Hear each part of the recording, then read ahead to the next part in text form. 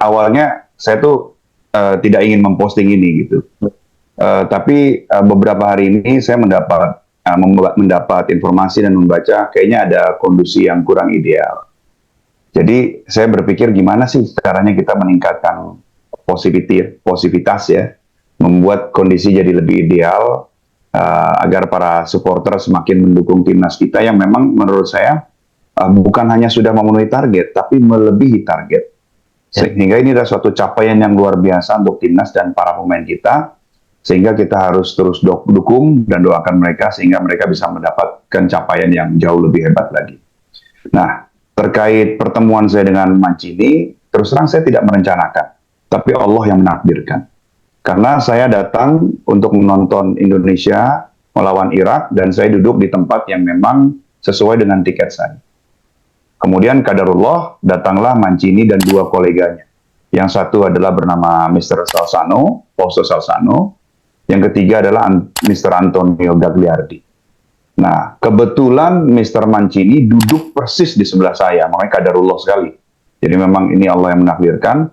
Saya pun yang menuliskan itu Fausto Salzano. Namun saya ceritakan dulu kronologinya. Jadi sepanjang mungkin 90 menit pertama saya duduk memang di sebelah beliau. Nah, di situ ada percakapan lah dari mulai membahas mengenai Como, kemudian membahas mengenai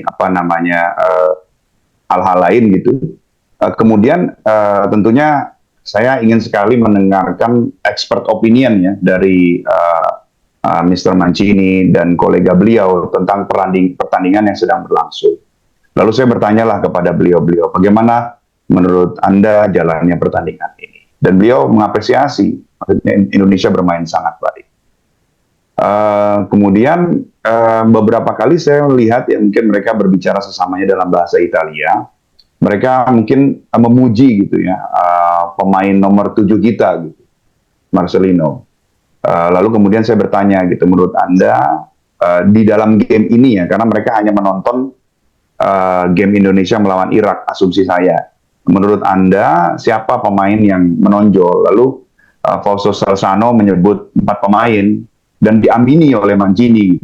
Yang pertama adalah nomor 7, Marcelino. Yang kedua adalah nomor 6, Ivar Jenner, yang mencetak gol. Yang kemudian ketiga adalah Yasin Habner, nomor 10, dan nomor 23, Nathan.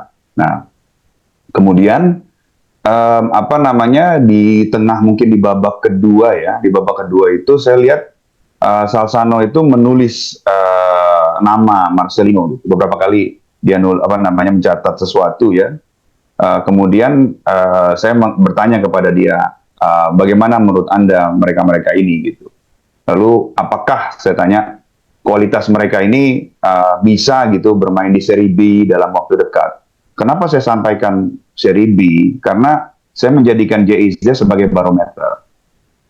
Kita tahu bahwa JIZ adalah pemain yang sangat baik, usianya juga tidak berbeda dibandingkan ketiga pemain tersebut. Dan di sisi lain, Serie B adalah suatu liga yang betul-betul dikuasai secara pengetahuan oleh Mancini maupun Salzano, karena mereka memang dari Italia, tentu mereka tahu kira-kira kualitasnya, level of competition-nya seperti apa. Jadi saya tanyakan Serie B. Lalu saya juga kaget juga, mereka mengatakan, ya saya pikir mereka bisa gitu. Nah, bagi saya ini adalah berita positif yang pada awalnya saya ingin menyampaikan ini secara personal gitu. Ya. Saya ketemu sama ayahnya Ivar, saya bilang selamat gitu, anak Anda dipuji oleh Salzano, Mancini dan Gagliardi. Jadi ini suatu berita bagus. Kemudian saya melihat, wah ya sudahlah, karena kondisinya kayaknya agak sedikit ada kurang ideal, saya membagikan ini dengan tujuan agar kita semakin mengapresiasi dan mendoakan pemain-pemain kita yang masih muda dan berkompetisi di kelompok usia umur ya. Mereka ini tidak berkompetisi di level senior ya, walaupun mereka sudah bermain di level senior, tapi sejatinya ini adalah kompetisi AFC U23 masih di level junior ya. Sehingga masih banyak room for growth untuk anak-anak kita. Dan juga walaupun mungkin yang lain tidak disebut, ini ada dua hal yang perlu dipahami. Pertama, ini hanya satu game. Ya, kita tahu kapten kita juga tidak bermainnya, Rizky Ridho. Lalu yang kedua, ini menunjukkan betapa pentingnya kita berkompetisi di level yang semakin tinggi dan progres kita ke level sudah perebutan juara ketiga, karena kita tidak tahu siapa yang akan duduk di kursi VVIP dan VIP memperhatikan mereka, apakah pemilik klub, apakah talent scouting, apakah pelatih sekaliber Roberto Mancini dan koleganya. Jadi ini suatu kesempatan yang luar biasa. Dan baru saja ya atau saya pikir beberapa menit yang lalu saya dikirimi screenshot dari Twitter, Antonio Gagliardi yang duduk di sebelahnya Fausto Salzano juga mention bahwa salah satu pemain yang dia anggap MVP adalah Marcelino. Jadi mengkonfirmasi lagi percakapan yang terjadi pada laga tersebut. Okay. Ya, jadi memang selama karir kepelatihan Mr. Roberto Mancini, beliau selalu diikuti oleh Mr. Fausto Salzano ya, baik di Inter Milan maupun di Manchester City ya. Fausto Salzano ini adalah asisten pelatih yang bisa dibilang tangan kanannya Mancini ya. Nah, beliaulah yang sebetulnya menulis itu nama-nama itu. Jadi pertama kali beliau tuh menulis nomor 7 Marcelino, itu tulisan beliau. Lalu beliau menanya kepada saya, itu yang nomor yang lain itu siapa namanya? Jadi yang berikutnya itu saya yang tulis itu nomor 6, nomor 10 dan nomor 23 itu tulisan saya. Jadi memang ada perbedaan. Dan saya juga melihat beberapa kali mereka terpukau dengan Marcelino, jadi mereka itu langsung menulis sendiri namanya Marcelino. Yeah. Antonio Gagliardi juga selalu mengikuti Mancini, dia itu kan pelatih dan juga tactical analis ya, dan semacam video analis juga gitu. Oke. Jadi ini alhamdulillah berarti kan kita harus bangga lah terhadap pemain yang kita miliki gitu. Dengan positive reinforcement ini akan membantu para pemain kita untuk mendapatkan peak performance. Nah, bagaimana dengan kelemahan? Kalau kelemahan saya pikir tim kepelatihan kita yang paling tahu, paling mumpuni, dan akan mengatasi hal tersebut. Gitu.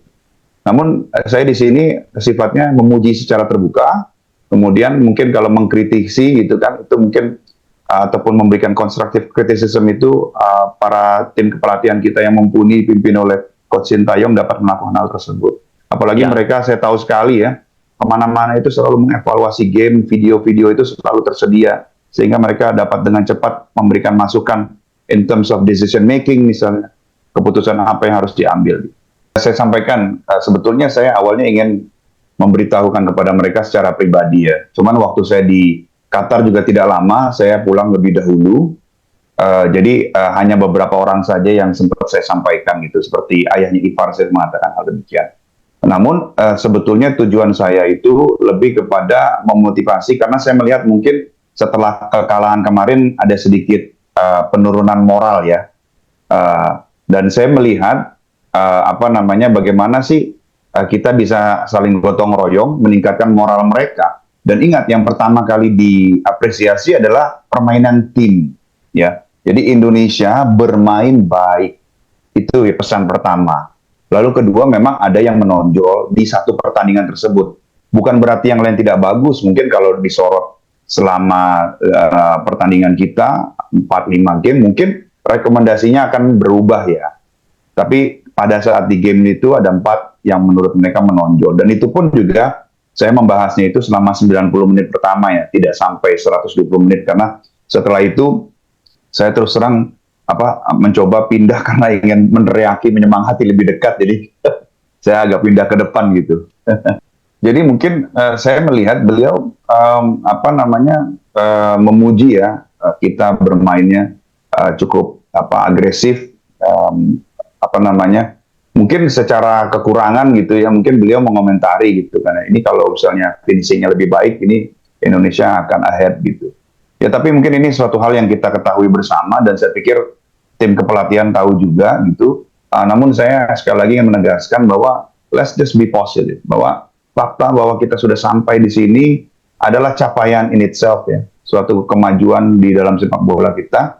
Dan saya percaya kita punya tim kepelatihan yang mumpuni, yang tahu kebutuhan tim apa, kelemahannya apa, dan areas of improvement-nya apa. Ya, tugas kita mendukung, mendoakan agar progresnya tentunya semakin baik lagi. Ya, Pak, soal apa Pak yang disinggung akhir-akhir ini, isu-isu Marcelino Ferdinand disebut egois, ada tanggapan apa Pak? Saya pikir begini ya, kita harus melihat pemain itu berdasarkan level dia saat ini, usianya di mana. Marcelino kalau saya tidak salah bahwa bisa bermain di level U23, bermain abroad, itu menurut saya itu adalah capaian yang luar biasa. Apakah pemain itu selesai di karirnya di usia 19? Saya pikir tidak. Ini mungkin masih Marcelino 1.0. Kita belum melihat nih Marcelino 2.0, ya kan, seperti apa. Nah, saya percaya Marcelino itu adalah pemain yang mempunyai kepercayaan diri yang baik terhadap dirinya. Sehingga dia itu bisa dengan leluasa mengekspresikan dirinya di lapangan gitu.